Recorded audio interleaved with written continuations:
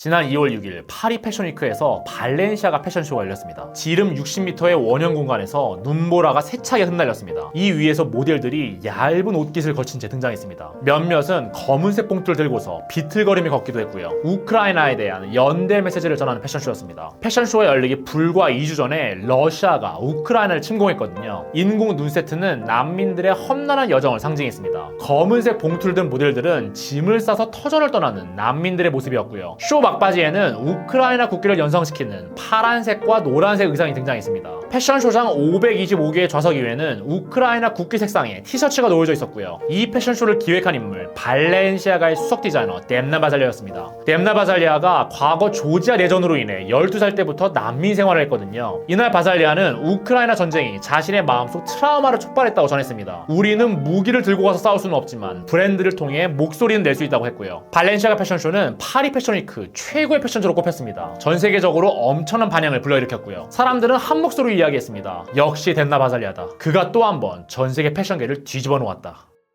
뎀나 바잘리아, 이 시대 가장 핫한 디자이너로 꼽힙니다. 구소련의 작은 나라 조지아에서 태어났습니다. 패션계 엘리트 코스를 거쳤습니다. 패션 명문 엔트워프 왕리파크에서 수학했습니다. 졸업 후에는 메종 마르질라에서 4년간 일했습니다. 이후에는 루이비통에서 마크 제이콥스와 니콜라 제스키에르 밑에서 경력을 쌓았고요. 그리고 2014년 배트멍을 시작했습니다. 대학 친구들과 함께 실험적으로 만든 브랜드였습니다. 패션계의 관습을 탑한 옷을 만들었습니다. 지나치게 큰 오버사이즈로 비대칭의 실루엣, 무릎까지 내려올 정도로 긴 소매. 배트멍의 등장은 혁명적이었습니다. 카니에 웨스트, 헤일리 볼드윈 같은 스타들이 배트멍의 팬을 자처했습니다. 배트멍의 인기는 전 세계적으로 폭발했죠. 그리고 생각지도 않았던 곳에서 뎀나 바잘리아에게 러브콜을 보냈습니다. 80년 전통의 명품 패션하우스 발렌시아가였습니다. 스페인 출신의 천재 디자이너 크리스토퍼 발렌시아가 만든 브랜드였죠. 발렌시아가는 그동안 수많은 업앤다운을 거쳤는데요. 1972년 창업자 크리스토퍼 발렌시아가 사망한 후에 브랜드의 위상이 추락했습니다. 1990년대 니콜라 제스키에르가 이 브랜드의 수석 디자이너가 되면서 부활에 성공했고요. 이후 뉴욕 출신의 알렉산더 왕이 발렌시아가를 맡으면서 다시 침체기를 걸었죠. 결국 알렉산더 왕은 3년 만에 발렌시아가에서 해고됐고요. 발렌시아가는 브랜드에 새바람을 불어넣어줄 젊은 피가 필요했습니다. 그리고 발렌시아가의 레이더에 포착된 인물 배트멍의 뎀나 바잘리아였던 거죠. 2015년 뎀나 바잘리아는 발렌시아가의 수석 디자이너로 임명됐습니다. 발렌시아가를 뎀나 바잘리아화 시켰습니다. 배트멍에서 선보였던 스트리트 패션을 발렌시아가에 이식했습니다. 거대한 로고가 박힌 후드티, 모자를 출시했고요. 양말처럼 생긴 스니커즈, 스피드러너도 인기를 모았죠. 그리고 초메가 히트작 트리플 S를 탄생시켰습니다. 전 세계를 어글리 슈즈 열풍으로 몰아넣은 신발이었습니다. 퍼레 윌리엄스, 지드래곤, 리한나 같은 패션 피플들이 전부 이 신발을 신고 다녔습니다. 구찌, 샤넬, 루이비통까지 발렌시아가를 따라서 어글리 슈즈를 출시했고요. 뎀나 바잘리아 덕분에 발렌시아가는 지구에서 가장 뜨거운 브랜드로 올라섰죠. 시상식장에서도,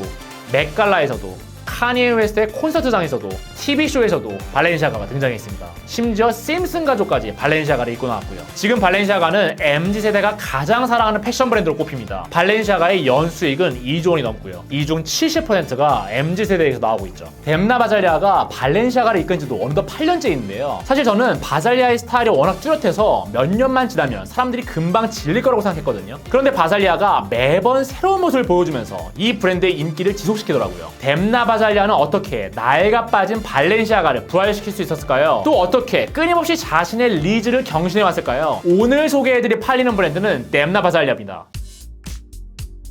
지난 6월 뎀나 바잘리아가 엔트워프 왕립학교 졸업 패션쇼에 참석했습니다. 그리고 이날 뎀나 바잘리아가 들고 다녔던 액세서리가 화제가 됐는데요. 미국의 인기 감자칩 레이즈 봉지였습니다. 사람들은 발렌시아가에서 나올 다음 아이템이 레이즈 클러치일 거라는 예상을 쏟아냈고요. 그도 그럴 것이 그동안 뎀나 바잘리아가 생뚱맞은 물건을 가져다 패션 아이템으로 만든 적이 많았거든요. 택배 업체 DHL의 로고로 70만원짜리 티셔츠를 만들었습니다. 이케아에서 판매하는 싸구려 장바구니를 가죽 핸드백으로 만들었고요. 태국 야시장에서나 팔 것 같은 가방을 고급 명품 가방으로 둔갑시켰죠. 저는 추하고 평범한 물건이 가장 큰 욕망을 불러일으킨다고 믿습니다. 이것이 뎀나 바잘리아식 어글리 뷰티입니다. 바잘리아는 다른 브랜드와 콜라보를 할 때도 어글리 뷰티를 보여주는데요. 스포츠 선글라스로 유명한 오클리에 스파이크를 박았습니다. 가성비 샌들의 대명사 크록스를 100만원짜리 하일로 만들어버렸고요. 또 뎀나 바잘리아의 어글리 뷰티는 패션쇼가 열리는 장소에서 드러납니다. 차이니스 레스토랑, 파리 퐁피드 센터의 에스컬레이터, 맥도날드 매장,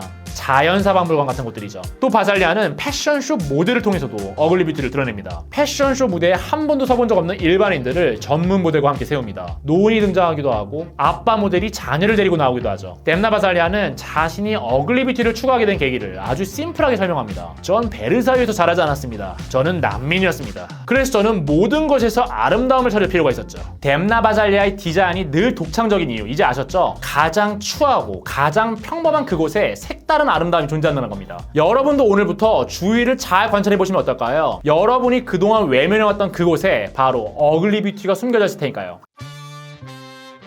뎀나 바잘리아에게는 독특한 이력이 하나 있습니다. 바로 조지아에 있는 트빌리시 주립대학에서 4년간 국제경제학을 공부한 건데요. 바잘리아는 자신이 디자이너가 되지 않았더라면 인류학자가 됐을 거래요. 그래서인지 패션을 통해서도 사회 문제에 대한 의견을 적극적으로 개진합니다. 러시아로부터 공격을 받은 우크라이나 난민을 응원했고요. 인류가 화염과 홍수에 휩싸이는 모습을 보여주면서 기후변화에 대해 경고했습니다. 또 18+라고 적힌 스웨셔츠를 만들었습니다. 이건 미성년자 모델을 착취하는 패션계를 비판하기 위해서였죠. 2017년 미국 대선을 앞두고는 당시 후보였던 버니 샌더스 상원 의원을 오마주하는 컬렉션을 선보였습니다. 버니 샌더스의 캠페인 로고를 발렌시아가 타이포그래피에 차용했죠. 이 쇼를 본 버니 샌더스는 아주 호탕하게 웃음을 터뜨렸고요. 당신이 입는 옷이 당신의 태도를 만듭니다. 그러니까 뎀나 바잘리아는 옷의 기능을 재정의한 겁니다. 단순히 몸을 보호하거나 멋을 부리기 위해서만이 아니라 자신의 태도를 드러내기 위해서도 옷을 입는다는 거죠. 그리고 발렌시아가를 입는다는 건 사회 문제에 대해 뎀나 바잘리아와 같은 태도를 지녔다는 걸 증명하는 행위인 거고요. 이것이 뎀나 바잘리아가 발렌시아가라는 패션 브랜드의 수준을 한 단계 업그레이드 시킨 비결입니다.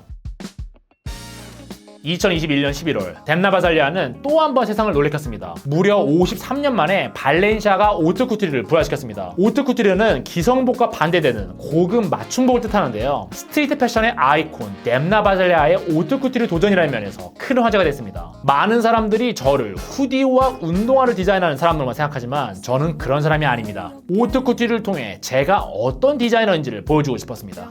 뎀나 바잘리아의 오트쿠트리는 그야말로 경계를 무너뜨린 오트쿠트리였습니다. 오트쿠트리와 스트리트 패션의 경계를 허물었습니다. 유서 깊은 발렌시아가의 살롱에 후디와 데님이 등장했습니다. 동유럽풍의 트레이닝웨어가 나타났고요. 남녀 모두가 입을 수 있는 젠더리스 옷으로 성별의 경계를 지웠습니다. 청년과 노인의 경계도 무너뜨렸고요. 이렇듯 뎀나 바잘리아는 경계를 허물어서 새로움을 창조하는 디자이너라고 할 수 있는데요. 최근 뎀나 바잘리아가 꽂힌 건 가상과 현실의 경계를 허무는 일입니다. 딥페이크 기술을 이용해 가상의 공간에서 패션쇼를 진행했습니다. 또 발렌시아가 컬렉션을 비디오 게임으로 선보였고요. 인기 게임 포트나이트와 협업해서 캐릭터에 발렌시아가 제품을 입혔죠. 또 발렌시아가는 메타가 새롭게 출시한 아바타 스토어에 프라다, 톰 브라운과 함께 입점했습니다. 이때 발렌시아가 착장을 입은 마크 저커버그의 아바타가 공개되기도 했죠. 저는 뎀나 바잘리아가 끊임없이 경계를 허무는 건 그가 경계인으로 살아왔기 때문인 것 같아요. 바잘리아는 조지아 내전이 벌어진 후 줄곧 독일과 프랑스에서 이방인으로 살았습니다. 또 바잘리아는 동성애자인데요. 고향 조지아에 돌아가지 못하는 이유도 동성애자라는 이유로 그를 죽이겠다는 가족 때문이라고 하죠. 이처럼 어느 곳에도 속하지 못한 경계인으로 살아왔기에 뎀나 바잘리아는 패션계의 모든 경계를 무너뜨릴 수 있었던 거 아닐까요? 뎀나 바잘리아가 팔리는 브랜드가 된 비결, 뻔함으로 가득한 패션계에서 어글리 뷰티로 승부했습니다. 패션 영역을 뛰어넘는 애티튜드를 보여주었고요. 경계인으로서 패션계의 모든 경계를 무너뜨렸습니다. 그 결과 이 시대 가장 핫한 디자이너로 올해 자리매김할 수 있었고요. 그리고 지난 7월 6일 뎀나 바잘리아의 두 번째 오트쿠트리가 공개되었는데요. 제가 지금까지 말씀드린 바잘리아의 성공 비결이 응축된 패션쇼였습니다. 이 오트쿠트리 영상 보여드리며 마무리할게요. 바잘리아식 어글리 뷰티에 취해보시길 바라겠습니다. 감사합니다.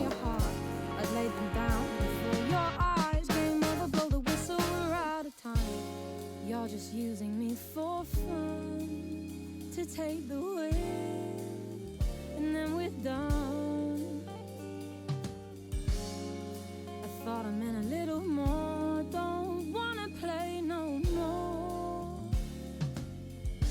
Come on, boy, tag me out.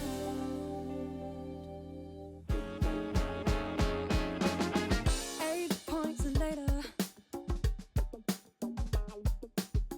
8 points later. 8 points later.